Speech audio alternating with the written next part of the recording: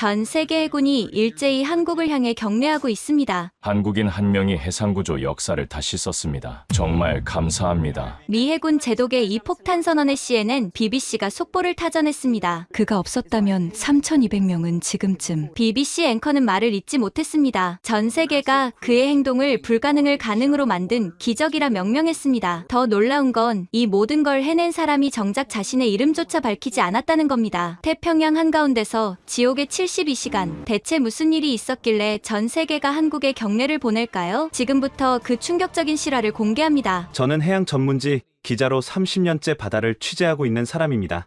그날도 퍼시픽 드리모를 타고 특별 취재를 하고 있었죠. 미국 로스앤젤레스에서 출발해 하와이를 거쳐 한국으로 가는 15일간의 호화 크루즈였습니다. 다섯째 날 저녁이었어요. 태평양 한가운데 가장 가까운 육지에서도 3,000km는 떨어진 곳이었죠.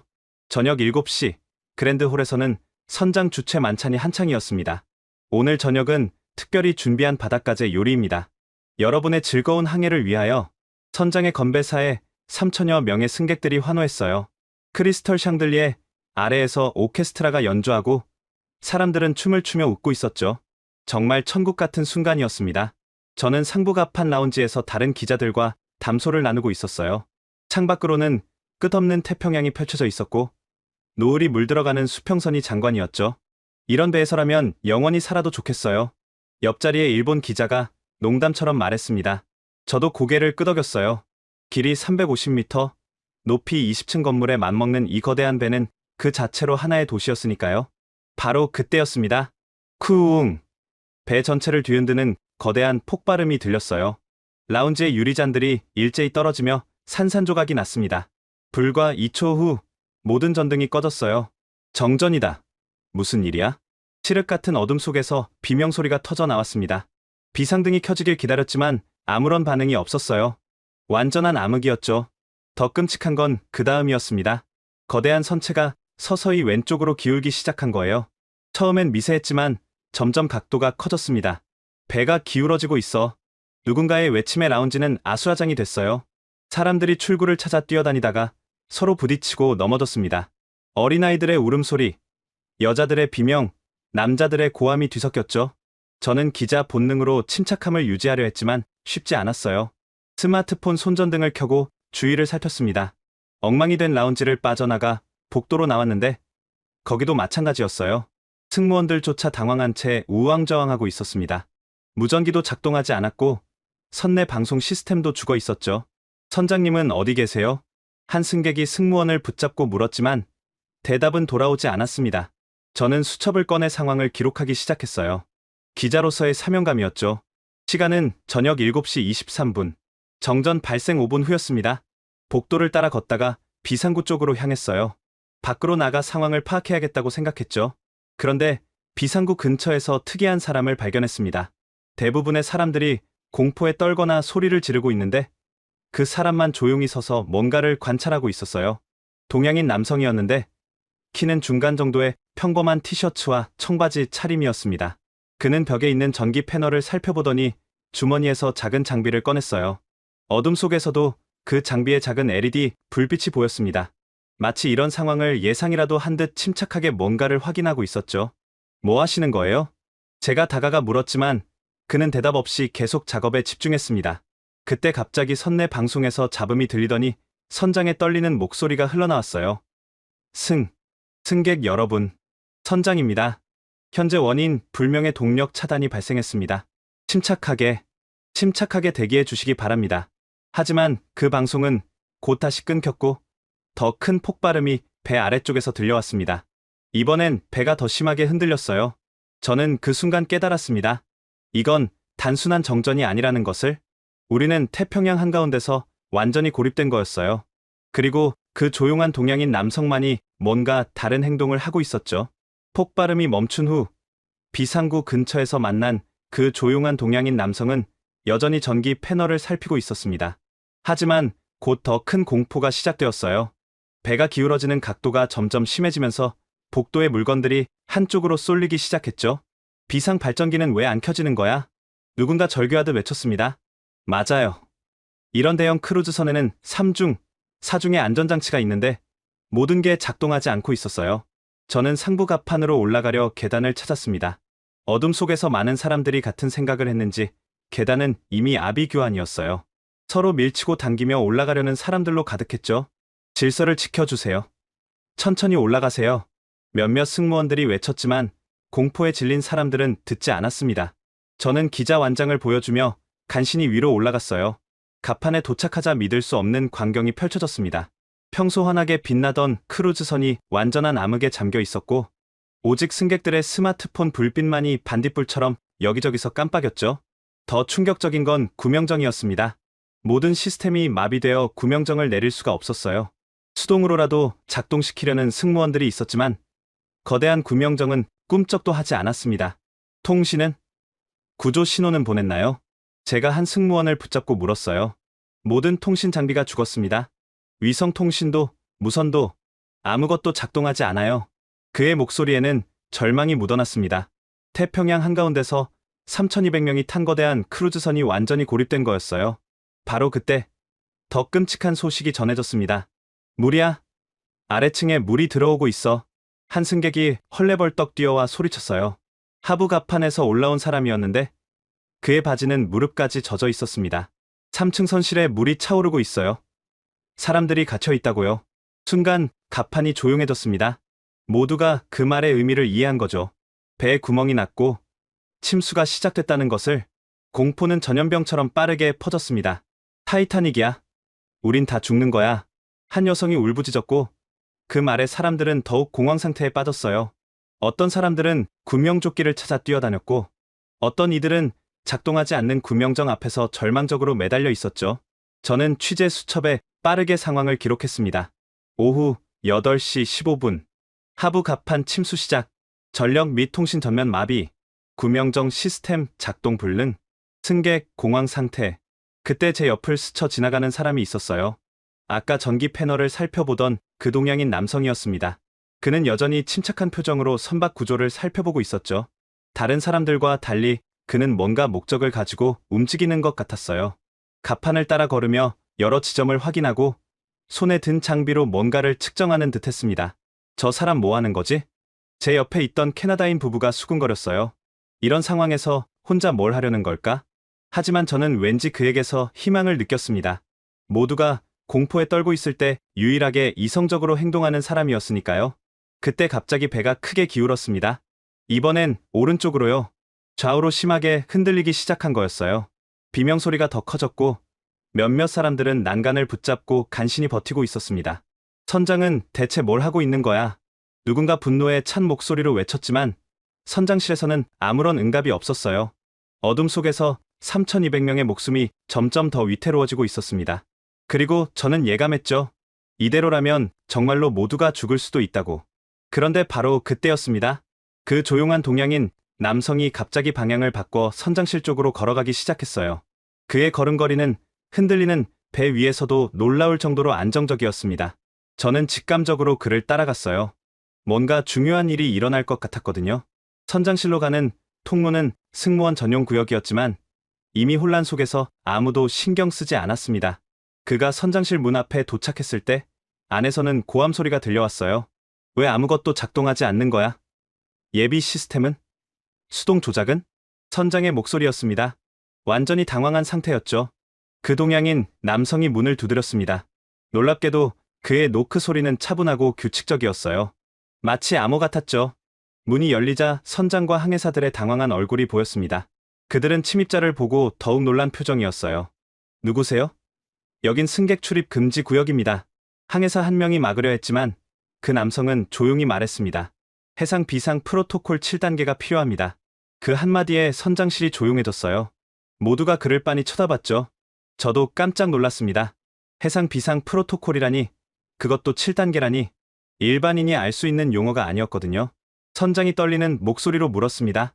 당신은 대체 누구십니까? 그 동양인 남성은 선장의 질문에 바로 답하지 않았습니다. 대신 주머니에서 꺼낸 전자 장비를 선장실 중앙 콘솔에 연결하기 시작했어요. 그의 손놀림은 놀라울 정도로 정확했습니다. 잠깐, 뭘 하시는 거죠? 젊은 항해사가 막으려 했지만 선장이 손을 들어 제지했어요. 선장은 그 남성의 움직임을 주의 깊게 관찰하고 있었죠. 장비가 연결되자 작은 화면에 복잡한 데이터가 나타났습니다. 그는 빠르게 스크롤하며 정보를 확인했어요. 메인 전력 시스템 완전 차단, 백업 시스템 오작동. 하지만 그가 잠시 멈추더니 화면을 자세히 들여다봤습니다. 비상수동 전환 회로는 살아있습니다. 비덱 전기실로 가야 합니다. 선장이 놀란 표정으로 물었어요. 어떻게 그걸 아시죠? 이베이 설계도를 본 적이 있습니까? 그 남성은 여전히 조용한 목소리로 답했습니다. 한때 배를 탔습니다. 단순한 대답이었지만 그 말에는 묘한 무게감이 있었어요. 선장과 항해사들이 서로를 바라봤습니다. 선장님, 시간이 없습니다. 현재 침수 속도로 계산하면 72시간이 한계입니다. 그 전에 구조 신호를 보내야 합니다. 그의 말에 선장실에 있던 모든 사람의 얼굴이 새하얗게 질렸어요. 72시간, 3일. 태평양 한가운데서 3일은 너무나 짧은 시간이었죠. 선장이 결단을 내렸습니다. 좋습니다. 함께 가시죠. 리처드슨, 자네도 따라와. 리처드슨이라 불린 항해사가 고개를 끄덕였어요. 저도 그들을 따라갔습니다. 기자로서 이 순간을 놓칠 수 없었거든요. 비덱으로 가는 길은 험난했습니다. 어둠 속에서 오직 손전등에 의존해야 했고 기울어진 선체 때문에 걷기도 힘들었어요. 게다가 곳곳에서 물이 새어나오고 있었죠. 여기야. 이쪽이에요. 누군가 비명을 질렀습니다. 복도 끝에서 물이 폭포처럼 쏟아지고 있었어요. 몇몇 승객들이 높은 곳으로 대피하려고 발버둥 치고 있었죠. 그 와중에도 그 동양인 남성은 흔들림 없이 앞으로 나아갔습니다. 마침내 전기실에 도착했을 때 문은 잠겨 있었어요. 키가 없습니다. 전자 잠금 장치라. 리처드슨이 당황해했지만 그 남성은 침착하게 문 옆 패널을 열었습니다. 그리고는 놀랍게도 몇 개의 선을 연결하자 철컥 소리와 함께 문이 열렸어요. 전기실 안은 복잡한 기계들로 가득했습니다. 거대한 배전반과 수많은 케이블, 각종 계기판들이 어둠 속에 잠겨 있었죠. 그는 손전등을 들고 재빨리 전체를 훑어봤습니다. 그리고는 한쪽 구석의 낡은 패널로 다가갔어요. 수동 전환 스위치. 여기 있군요. 하지만 패널은 먼지로 뒤덮여 있었고 오랫동안 사용하지 않은 것처럼 보였습니다. 이게 작동할까요? 선장이 걱정스럽게 물었어요. 그 남성은 대답 대신 패널을 열고 내부를 살펴봤습니다. 복잡한 회로와 스위치들이 나타났죠. 그는 신중하게 몇 개의 스위치를 조작하기 시작했어요. 주전원 바이패스, 비상 전력 우회로 연결. 그가 중얼거리며 작업하는 동안 우리는 숨을 죽이고 지켜봤습니다. 갑자기 천장의 비상등 하나가 깜빡이기 시작했어요. 희미하지만 분명한 불빛이었죠. 됐어. 전기가 들어온다. 리처드슨이 환호했습니다. 하지만 그 남성은 여전히 진지한 표정이었어요. 이건 시작일 뿐입니다. 최소한의 전력만 복구된 거예요. 통신 시스템을 살리려면 그는 다시 작업에 몰두했습니다. 이번엔 더 복잡한 조작이 필요해 보였어요. 여러 개의 회로를 연결하고 전압을 조절하며 시스템을 재부팅하는 과정이었죠.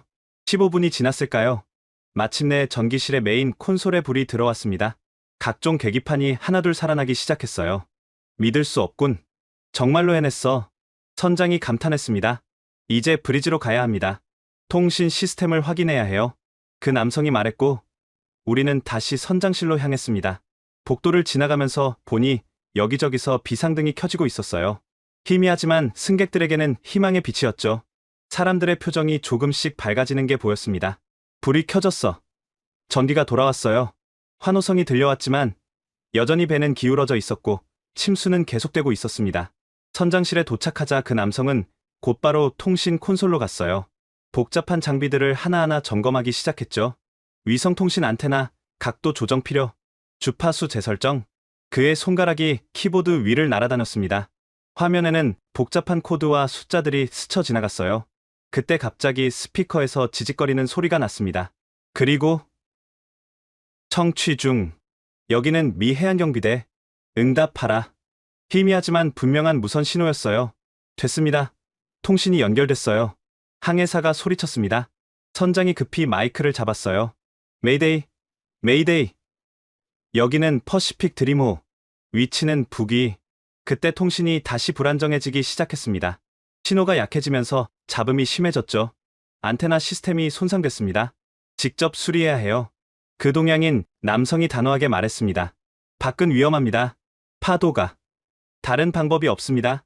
그는 이미 결심한 듯했어요. 그의 눈빛에는 흔들림이 없었죠. 통신이 부분적으로 복구됐다는 소식은 빠르게 퍼졌습니다. 승객들 사이에서 안도의 한숨이 나왔지만 동시에 새로운 소동이 시작됐어요. 메인 라운지로 돌아왔을 때 그곳은 이미 수백 명의 승객들로 가득했습니다. 비상등 아래서 사람들은 웅성거리고 있었죠. 들었어? 어떤 아시아인이 전기를 고쳤다고 하던데 그게 가능한가? 민간인이? 그때 한 무리의 사람들이 목소리를 높였어요. 그 중심에는 비싼 양복을 입은 영국인 사업가가 있었습니다. 이름은 윌리엄 해리슨. 유명한 해운회사 중역이라고 들었어요. 말도 안 되는 소리요?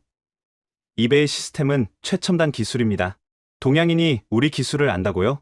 그의 말에 몇몇 서구 승객들이 고개를 끄덕였습니다. 맞아요. 뭔가 수상해요.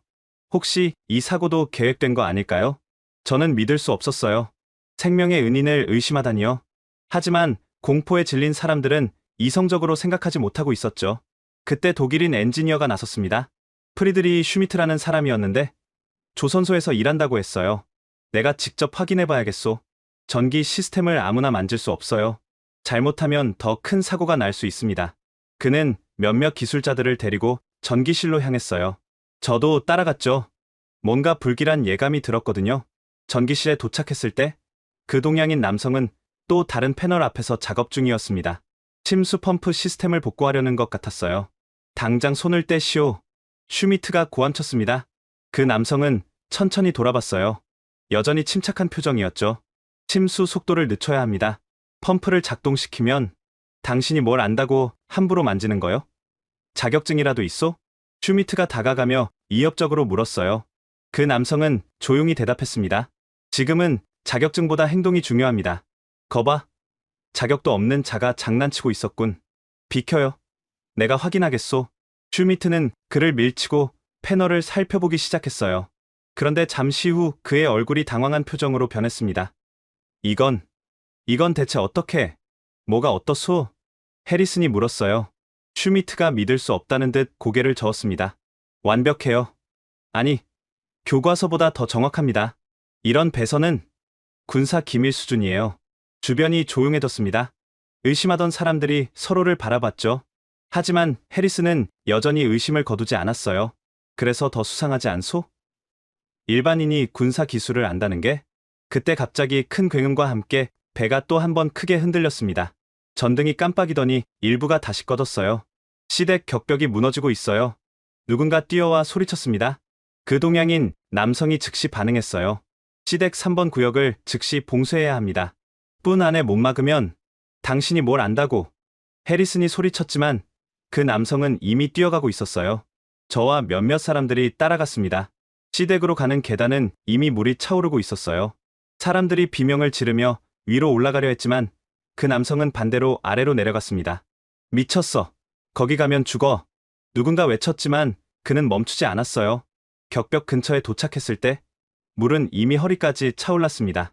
거대한 철문이 수압을 견디지 못하고 휘어지고 있었죠. 그는 벽에 있는 수동 밸브를 찾아 돌리기 시작했어요. 하지만 오래된 밸브는 쉽게 움직이지 않았습니다. 도와주세요.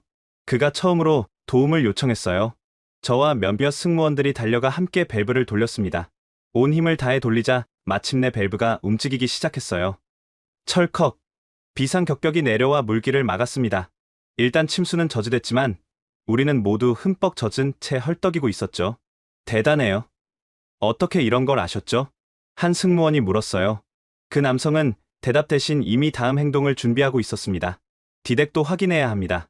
연쇄 침수가 일어나면 그때 뒤에서 박수 소리가 들렸어요. 돌아보니 아까 의심하던 승객들이 서 있었습니다. 슈미트가 앞으로 나왔어요. 미안합니다. 제가 오해했어요. 당신은 정말 전문가시군요. 하지만 해리슨은 여전히 못마땅한 표정이었습니다. 그래도 신원은 밝혀야 하지 않소? 이런 상황에서 정체불명의 사람을 믿을 수는. 그 순간 선내 방송이 울렸습니다. 승객 여러분께 알립니다. 미 해안경비대와 연락이 닿았습니다. 현재 우리 위치를 확인했고 구조선이 출발했다고 합니다. 도착 예정 시간은 65시간 후입니다. 65시간, 거의 3일이었어요. 과연 그때까지 배가 버틸 수 있을까요? 사람들의 얼굴에 다시 불안이 스쳤습니다. 그리고 모두가 그 조용한 동양인 남성을 바라봤어요. 이제는 의심이 아닌 간절한 눈빛으로 그는 여전히 말없이 자신의 일을 계속했습니다. 젖은 옷도 갈아입지 않은 채 다음 위험 구역으로 향했죠. 저는 그때 깨달았어요.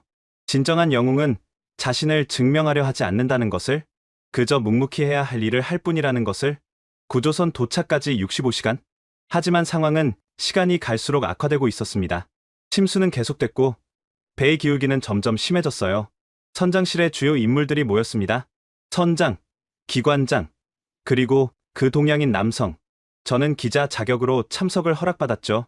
현재 침수율로 계산하면 40시간이 한계입니다. 기관장의 보고는 충격적이었어요. 구조선이 오기 전에 배가 가라앉는다는 얘기였죠.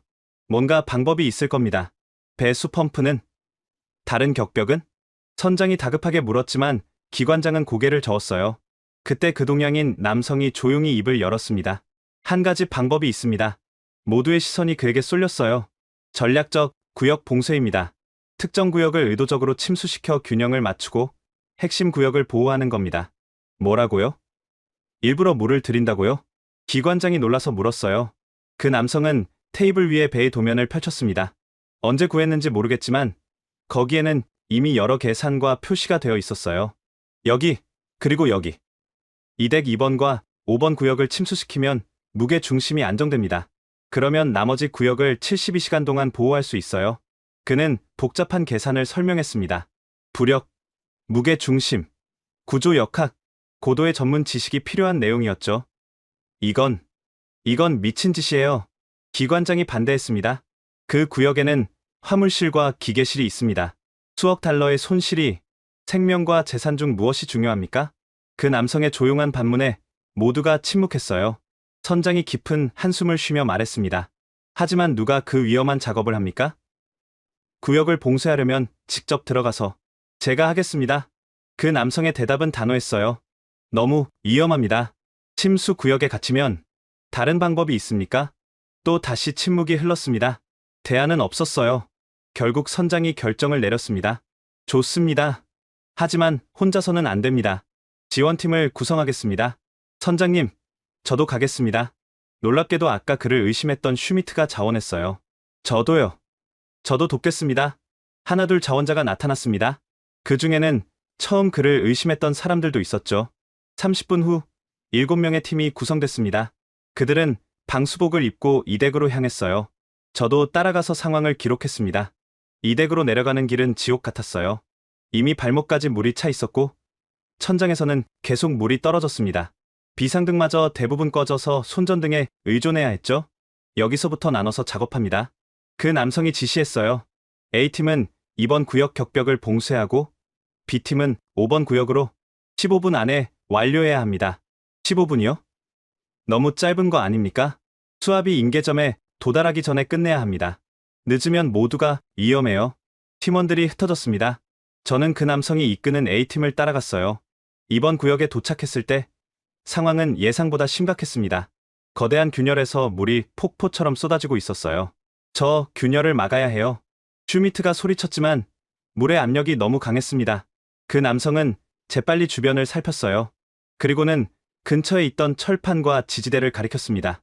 임시 차단벽을 만듭니다. 슈미트 씨는 용접 준비를, 나머지는 철판을 옮겨주세요. 놀랍게도 그는 물속에서도 정확하게 작업했어요. 철판을 균열에 대고 지지대로 고정하고 슈미트가 용접하는 동안 혼자 힘으로 버텼습니다. 어떻게 이런 걸 할 수 있죠? 한 팀원이 감탄했어요. 작업을 하면서도 그는 계속 시간을 확인했습니다. 10분, 11분, 12분. B팀 상황은? 그가 무전기로 물었어요. 거의 완료됐습니다. 2분만 더. 하지만 바로 그때 크라앙! 천장에 파이프가 터졌습니다. 엄청난 양의 물이 쏟아져 내렸어요. 뒤로 물러나! 그가 외쳤지만 한 팀원이 물에 휩쓸렸습니다. 순간적으로 그 남성이 뛰어들었어요. 거센 물살을 뚫고 팀원을 붙잡았죠. 하지만 둘 다 출구에서 멀어지고 있었습니다. 안 돼! 슈미트가 로프를 던졌고 다른 팀원들이 힘을 합쳐 끌어당겼어요. 간신히 두 사람을 구해냈지만 시간은 이미 14분을 넘어서고 있었습니다. 격벽을 닫아야 해요, 당장. 물은 이미 가슴까지 차올랐습니다. 모두가 출구로 뛰었어요. 마지막으로 나온 사람은 역시 그 동양인 남성이었습니다. 모두가 무사히 나왔는지 확인하고서야 격벽 스위치를 작동시켰죠. 쿵! 거대한 철문이 닫히며 물길을 막았습니다. 이덱 2번과 5번 구역은 완전히 봉쇄됐어요. 모두가 바닥에 주저앉아 헐떡였습니다. 죽을 고비를 넘긴 거였죠. 당신은 대체 누구요? 슈미트가 물었어요. 이번엔 의심이 아닌 경외심이 담긴 목소리였습니다. 그 남성은 잠시 망설이다가 조용히 답했습니다. 한때 바다에서 사람을 구하는 일을 했습니다. 그뿐이었어요. 더 이상의 설명은 없었죠. 선장실로 돌아왔을 때 놀라운 소식이 기다리고 있었습니다. 봉쇄 작전이 성공했습니다. 배가 안정을 찾고 있어요. 항해사가 흥분해서 보고했어요. 침수 속도도 현저히 줄었습니다. 이대로라면 72시간은 충분히 버틸 수 있을 것 같습니다. 환호성이 터져 나왔습니다. 하지만 그 동양인 남성은 여전히 진지한 표정이었어요. 아직 끝난 게 아닙니다. 응급, 의료 구역을 확인해야 하고 식수 공급도. 그는 이미 다음 일을 계획하고 있었습니다. 저는 그때 알았어요. 진정한 리더는 위기의 순간에 드러난다는 것을, 그리고 그 리더십은 계급이나 직위가 아닌 행동에서 나온다는 것을. 배는 여전히 위태로웠지만 이제 희망이 보였습니다. 그리고 그 희망의 중심에는 이름 모를 한국인 남성이 있었죠. 저기, 잠깐만요. 제가 그를 불러 세웠어요. 기자로서가 아니라 한 사람으로서 묻고 싶습니다. 왜 이렇게까지 하시는 거죠? 그는 잠시 생각하다가 답했습니다. 바다 위에서는 모두가 가족입니다. 단순한 대답이었지만 그 안에는 깊은 철학이 담겨 있었어요. 국적도, 인종도, 신분도 상관없이 모두가 하나라는. 저는 그 말을 듣고 가슴이 뜨거워졌습니다. 그리고 생각했죠. 이것이 진정한 인류애가 아닐까 하고. 봉쇄 작전이 성공한 후배는 어느 정도 안정을 찾았습니다. 하지만 여전히 해결해야 할 문제가 산적해 있었어요. 특히 갑판의 위성 안테나가 손상되어 통신이 불안정했죠. 새벽 3시, 대부분의 승객들이 불안한 잠에 빠져 있을 때 그 한국인 남성은 여전히 일하고 있었습니다. 저는 그를 따라다니며 모든 것을 기록했어요. 통신실에서 그는 복잡한 장비들과 씨름하고 있었죠. 그는 놀랍게도 직접 안테나를 수리하려 했습니다. 위험합니다. 갑판이 미끄러운데 밖에 나가시면. 통신 담당 승무원이 만류했지만 그는 이미 안전 장비를 착용하고 있었어요. 30분만 시간을 주세요. 그는 어둠 속으로 나갔습니다. 갑판은 여전히 기울어져 있었고 거센 파도가 배를 때렸어요. 저는 창문으로 그의 모습을 지켜봤죠. 손전등 하나에 의지한 채 그는 안테나 탑을 올라갔습니다. 바람에 몸이 휘청거렸지만 놓지 않았어요. 마침내 안테나에 도달한 그는 뭔가를 조정하기 시작했습니다. 대단하군요. 옆에 있던 통신 담당자가 감탄했어요. 저 각도 조정은 전문가도 어려워하는 작업인데 15분쯤 지났을까요? 갑자기 통신실의 모니터가 밝아졌습니다. 신호 강도가 급격히 상승했어요. 신호가 잡혔습니다. 선명해요.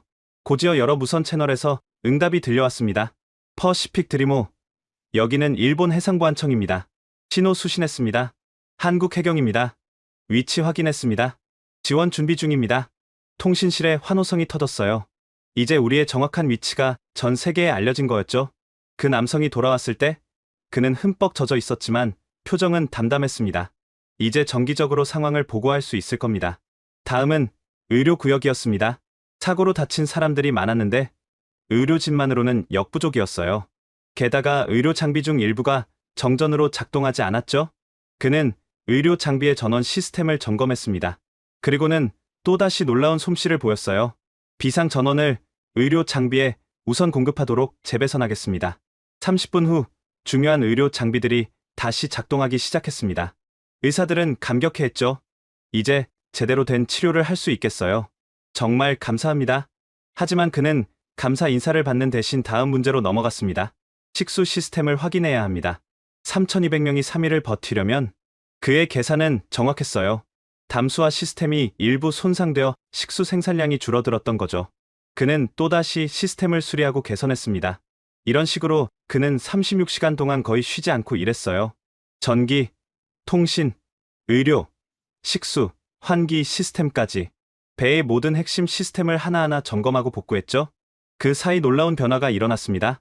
처음에 그를 의심했던 사람들이 하나둘 그를 돕기 시작한 거예요. 제가 뭘 도와드릴까요? 저는 전기 기술자입니다. 같이 일하죠. 의료 물자 운반을 도와드리겠습니다. 해리슨조차도 마지못해 인정했습니다. 당신이 옳았소. 행동이 말보다 중요하다는 것을. 36시간이 지났을 때 배는 완전히 다른 모습이었어요. 비록 여전히 손상된 상태였지만 모든 핵심 시스템이 작동하고 있었죠. 승객들의 표정도 밝아졌습니다. 하지만 그 중심에 있던 한국인 남성은 지쳐 보였어요. 36시간 동안 거의 쉬지 않았으니까요. 이제 좀 쉬셔야 합니다. 선장이 걱정스럽게 말했지만 그는 고개를 저었어요. 아직 확인할 게 남았습니다. 엔진실 쪽에. 그때였습니다. 그가 갑자기 비틀거렸어요. 다리에 힘이 빠진 거였죠. 이런. 슈미트가 재빨리 그를 붙잡았습니다. 당신도 인간이었군요. 지금까지 보면서 로봇인 줄 알았는데. 그의 농담에 모두가 웃었어요. 그리고 처음으로 그 한국인 남성도 희미하게 미소를 지었습니다. 10분만 쉬고 일어나겠습니다. 하지만 그는 의자에 앉자마자 골아떨어졌어요. 극도의 피로가 누적된 거였죠. 이분을 객실로 모셔라. 최고급 스위트룸으로. 선장이 지시했습니다. 그리고 절대 깨우지 마라. 이분은 우리 모두의 영웅이니까. 저는 그가 잠든 모습을 보며 생각했어요. 진정한 영웅은 자신의 한계까지 가서 남을 돕는 사람이라고.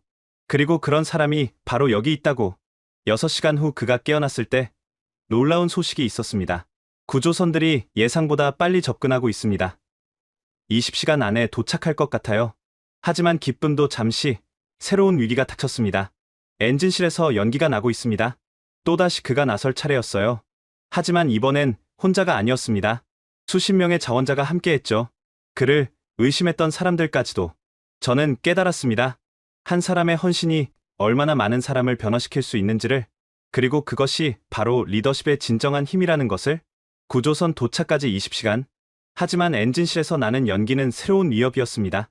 화재라도 발생하면 모든 게 끝이었죠. 그 한국인 남성은 다시 한번 위험 속으로 뛰어들었습니다.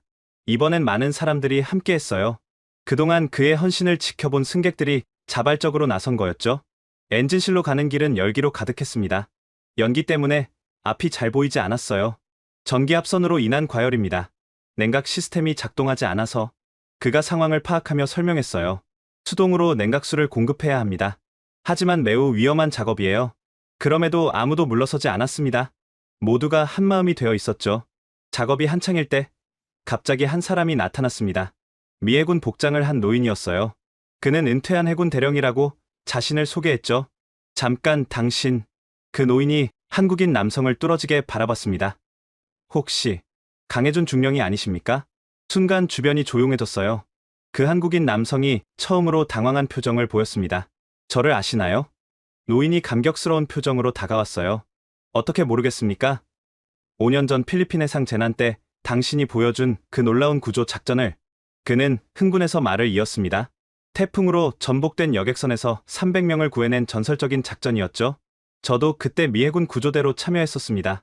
모든 사람의 시선이 그 한국인, 아니 강혜준 중령에게 쏠렸어요. 그때 당신이 보여준 리더십은 정말 놀라웠습니다. 3개국 구조대를 완벽하게 지휘하고 불가능해 보이는 구조 작전을 성공시켰죠. 슈미트가 놀라서 물었어요. 그럼 당신은 군인이었습니까? 강혜준 중령이 조용히 고개를 끄덕였습니다. 한국 해군 특수전 전단 출신입니다. 지금은 은퇴했지만요. 미 해군 대령이 계속 설명했어요. 단순한 군인이 아닙니다. 한미연합해상구조대의 전설이죠. 수많은 국제구조 작전을 지휘했고 그 공로로 여러 나라에서 훈장을 받았습니다. 그런데 왜? 해리슨이 물었어요. 왜 처음부터 밝히지 않으셨습니까? 강혜준 중령이 담담하게 답했습니다. 중요한 건 제가 누구인가가 아니라 지금 무엇을 해야 하는가였으니까요. 그 순간 저는 진정한 겸손이 무엇인지 알게 됐어요. 자신의 화려한 경력을 내세우지 않고 묵묵히 사람들을 구한 그의 모습에서요. 하지만 이제 알았으니. 미 해군 대령이 말했어요. 여러분, 우리는 최고의 전문가와 함께 있습니다. 강 중령의 지휘를 따른다면 반드시 살아남을 수 있을 겁니다. 분위기가 완전히 바뀌었어요. 의심과 불신은 사라지고 대신 절대적인 신뢰가 자리 잡았죠. 강 중령님, 이제부터 지휘를 맡아주십시오. 선장이 정중히 요청했습니다. 하지만 강혜준 중령은 고개를 저었어요. 선장님이 최고 책임자십니다. 저는 그저 돕는 것뿐입니다. 끝까지 겸손한 그의 모습에 모두가 감동했어요. 엔진실 문제는 모두의 협력으로 해결됐습니다. 강 중령의 정확한 지시와 승객들의 단결된 행동으로 화재의 위험을 막을 수 있었죠. 작업을 마치고 돌아오는 길에 해리슨이 강 중령에게 다가왔어요. 사과드립니다. 제가 편견에 사로잡혀 있었어요. 강중령이 온화하게 미소 지었습니다. 이해합니다. 위기 상황에서는 누구나 불안해하니까요. 아닙니다. 변명의 여지가 없어요. 당신 같은 영웅을 의심했다니. 전 영웅이 아닙니다. 그저 할 일을 했을 뿐이에요. 그때 선내 방송이 울렸습니다. 승객 여러분께 알립니다. 구조선들이 시야에 들어왔습니다. 10시간 내에 구조 작업이 시작될 예정입니다. 환호성이 터져 나왔어요. 드디어 악몽이 끝나가고 있었죠. 하지만 강중령은 여전히 긴장을 늦추지 않았습니다. 마지막까지 방심하면 안 됩니다. 구조 작업 준비를 해야 해요. 그는 즉시 구조 작업 계획을 세우기 시작했어요. 노약자와 어린이 우선 대피, 구역별 대기 순서, 안전 수칙 등을 꼼꼼히 준비했죠. 역시 전문가시네요. 누군가 감탄했어요. 그날 저녁, 많은 승객들이 강중령에게 찾아와 감사 인사를 했습니다. 당신 덕분에 살았어요. 정말 감사합니다. 한국이 자랑스러우실 것 같아요. 그때마다 강중령은 겸손하게 답했어요. 모두가 함께 노력한 결과입니다. 저는 그의 곁에서 모든 것을 지켜봤습니다. 그리고 확신했어요. 이것이 진정한 리더의 모습이라고. 실력과 겸손, 그리고 인간에 대한 사랑을 모두 갖춘 구조선이 점점 가까워지고 있었습니다. 72시간의 악몽이 끝나가고 있었죠. 그리고 그 중심에는 조용한 영웅, 강해준 중령이 있었습니다. 구조선이 불과 5시간 거리에 접근했을 때 마지막 시련이 찾아왔습니다. 비상사태, 엔진실 압력이 급상승하고 있습니다. 기관장이 헐레벌떡 뛰어와 보고했어요. 침수로 인한 전기 합선이 연료 탱크 근처에서 발생했습니다. 온도가 계속 올라가면, 그는 말을 잇지 못했지만 모두가 알고 있었죠.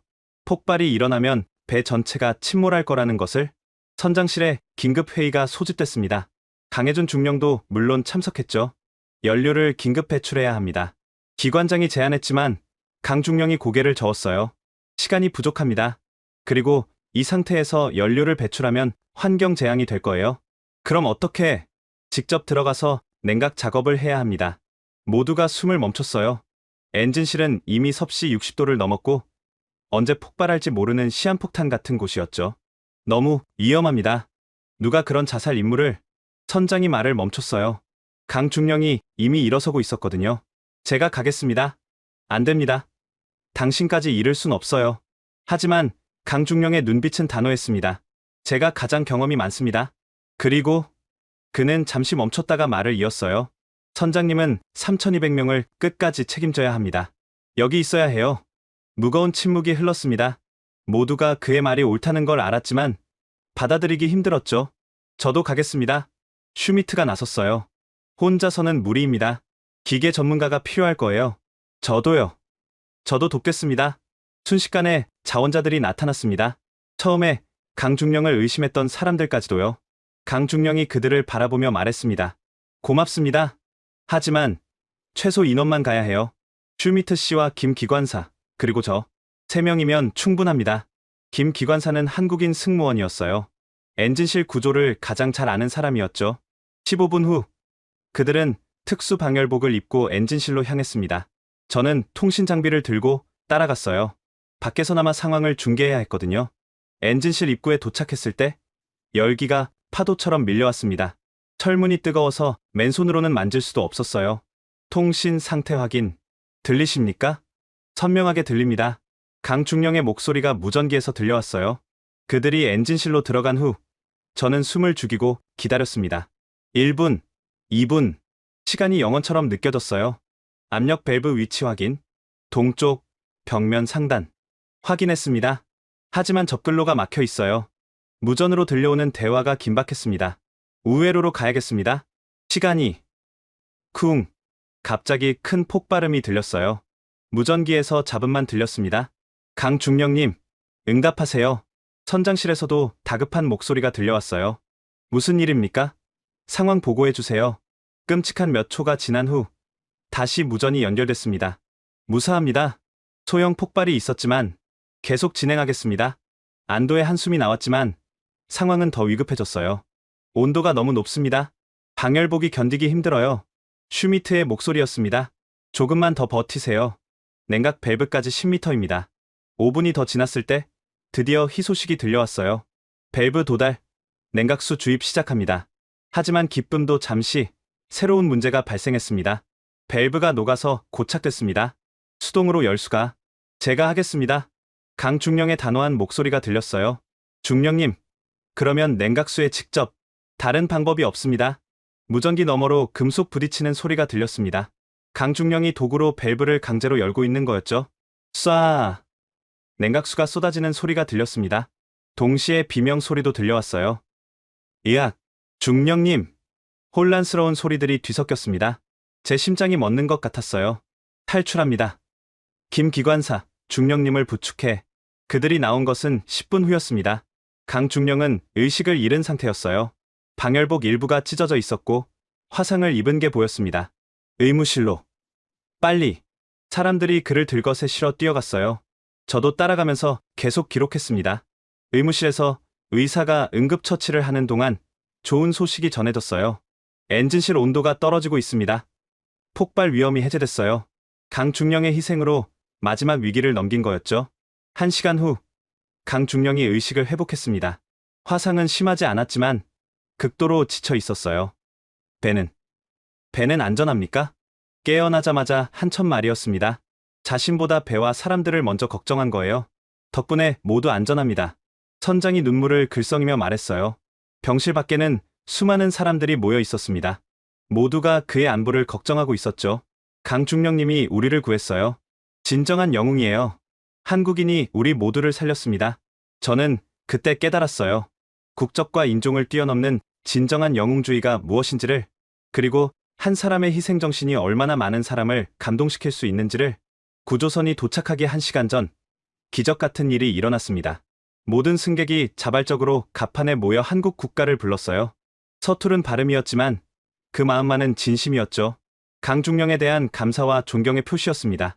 강중령은 들것에 누운 채 그 광경을 보며 조용히 눈물을 흘렸어요. 저는 그 순간을 평생 잊지 못할 겁니다. 3,200명의 목숨을 구한 조용한 영웅, 그리고 그를 통해 보여준 한국의 정신을. 드디어 구조선들이 도착했습니다. 미국, 일본, 한국의 해경선들이 퍼시픽 드림호를 에워쌌어요. 72시간의 지옥 같은 시간이 끝나가고 있었죠. 구조 작업은 강해준 중령이 미리 세운 계획대로 진행됐습니다. 노약자와 어린이들이 먼저, 그 다음은 부상자들, 마지막으로 일반 승객들 순서였어요. A구역 1번 그룹, 준비해주세요. 승무원들이 안내하는 대로 사람들은 질서정연하게 움직였습니다. 공황 상태였던 처음과는 완전히 달랐죠. 강중령이 보여준 리더십이 모두에게 영향을 미친 거였어요. 저는 갑판에서 구조 작업을 취재하면서도 계속 강중령을 찾았습니다. 하지만 그는 보이지 않았어요. 강중령님은 어디 계시죠? 제가 승무원에게 물었어요. 의무실에서 나오신 후로 못 봤습니다. 아마 다른 구역에서 대피를 돕고 계실 거예요. 역시나 그는 끝까지 남들을 돕고 있었던 거였죠. 구조선으로 옮겨지면서 많은 승객들이 울었습니다. 살았다는 안도감, 그리고 함께 견뎌낸 사람들과의 이별이 아쉬워서였죠. 저 한국인 신사를 꼭 찾아서 감사 인사를 하고 싶어요. 한 미국인 할머니가 말했어요. 나도요. 내 손자를 구해준 은인이에요. 구조된 사람들 대부분이 같은 마음이었습니다. 하지만 이상하게도 강중령은 찾을 수가 없었어요. 6시간 후 3,200명 전원이 무사히 구조됐습니다. 단 한 명의 희생자도 없었죠. 전문가들은 기적이라고 했습니다. 태평양 한가운데서 대형 크루즈선이 침몰 위기에 처했는데 전원 생존이라니? 믿을 수 없는 일입니다. 한 해양 전문가가 언론 인터뷰에서 말했어요. 구조선에서 저는 계속 강중령을 찾았습니다. 그리고 마침내 한국 해경선 구석에서 그를 발견했어요. 담요를 덮고 조용히 앉아 있었죠. 중령님. 제가 다가가자 그는 피곤한 미소를 지었습니다. 무사하셔서 다행입니다. 그런 말씀을 제가 해야죠. 중령님 덕분에 우리 모두가. 그는 손을 들어 말을 막았어요. 모두가 함께 해낸 일입니다. 전 그저 작은 도움을 줬을 뿐이라고 하시겠죠? 제가 웃으며 말했어요. 그도 희미하게 웃었습니다. 언론에 인터뷰 좀 해주시면. 죄송하지만 거절하겠습니다. 그의 대답은 단호했어요. 이미 충분히 주목받았어요. 이제 조용히 돌아가고 싶습니다. 저는 더 이상 고집하지 않았습니다. 그의 성격을 이제는 알았으니까요. 대신 제가 물었어요. 마지막으로 하나만 여쭤봐도 될까요? 왜 그렇게까지 하셨습니까? 목숨을 걸면서까지. 강중령은 잠시 먼 바다를 바라봤습니다. 그리고 조용히 답했어요. 제가 해군에 들어갈 때 선서했습니다. 바다 위의 모든 생명을 지키겠다고. 군복을 벗었어도 그 마음은 변하지 않았어요. 단순하지만 깊은 울림이 있는 대답이었습니다. 그리고 그가 덧붙였어요. 한국인으로서 부끄럽지 않게 행동하고 싶었습니다. 제 행동 하나가 조국의 이미지가 될 수 있으니까요. 저는 그 말에 가슴이 뭉클했어요. 개인의 영웅적 행동 뒤에 조국에 대한 사랑이 있었다니. 부산항에 도착했을 때 놀라운 광경이 펼쳐졌습니다. 수천 명의 사람들이 부두에 모여 있었어요.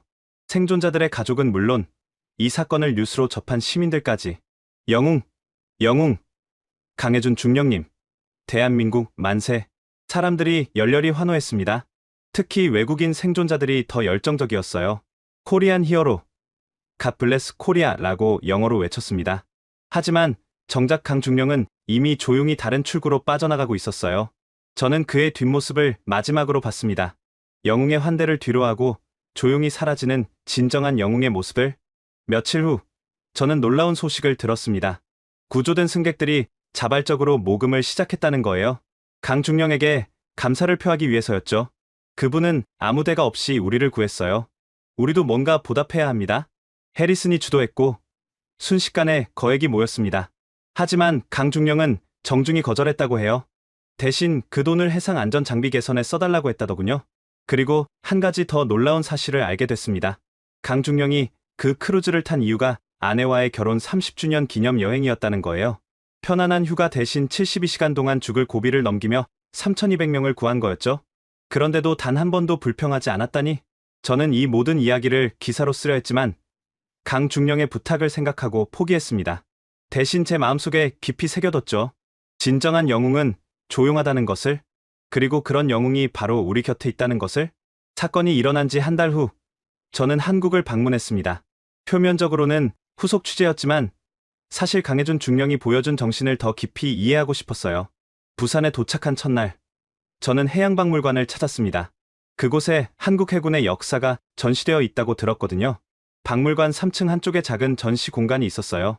바다의 수호자들이라는 제목 아래 여러 사진과 유물이 전시되어 있었죠. 그리고 그곳에서 뜻밖의 것을 발견했습니다. 퍼시픽 드리모 사건을 다룬 작은 코너가 마련되어 있었던 거예요. 고요한 파도가 생명을 구한다. 전시 설명문에 적힌 문구였습니다. 사진은 없었지만 사건 개요와 함께 이런 글이 있었어요. 이름을 밝히지 않은 한 한국인의 헌신으로 3,200명이 구조됐다. 진정한 영웅은 박수를 바라지 않는다. 저는 오랫동안 그 앞에 서 있었습니다. 박물관을 나와 부산 시내를 걸었어요. 그러다가 작은 해양안전교육센터를 발견했습니다. 호기심에 들어가 봤더니 놀랍게도 강해준 중령이 자원봉사로 강의를 하고 있었어요. 해상 사고의 90%는 예방 가능합니다. 기본 안전 수칙만 지켜도. 그는 어린 학생들에게 해양 안전을 가르치고 있었습니다. 유명한 영웅이 아닌 평범한 강사의 모습으로. 강의가 끝난 후 저는 그에게 다가갔어요. 중령님, 또 뵙게 되어 반갑습니다. 그는 놀란 표정이었지만 곧 미소를 지었어요. 기자님도 한국까지 오셨군요. 중령님이 하시는 일을 보니 더욱 존경스럽습니다. 그저 작은 재능 기부입니다. 한 사람이라도 더 안전하게 바다를 즐겼으면 해서요. 우리는 근처 찻집에서 차를 마시며 대화를 나눴어요. 사건 이후 많은 변화가 있었죠? 제가 물었어요. 개인적으로는 조용히 지내고 있습니다. 하지만 사회적으로 좋은 변화들이 있어서 기쁩니다. 그는 크루즈 업계가 안전 규정을 대폭 강화했다고 설명했어요. 또 여러 나라가 해상 구조 협력 체계를 개선했다고도 했죠. 중령님의 행동이 만든 변화네요. 모두가 함께 만든 변화입니다. 여전히 겸손한 그의 모습에 저는 다시 한번 감동했어요. 찻집을 나와 걸으면서 저는 한국의 일상을 관찰했습니다. 그리고 놀라운 걸 발견했어요. 지하철에서 자리를 양보하는 젊은이들, 길을 묻는 외국인에게 직접 안내해주는 시민들, 넘어진 아이를 일으켜주는 할머니, 모두가 조용히 당연하다는 듯 선행을 베풀고 있었어요.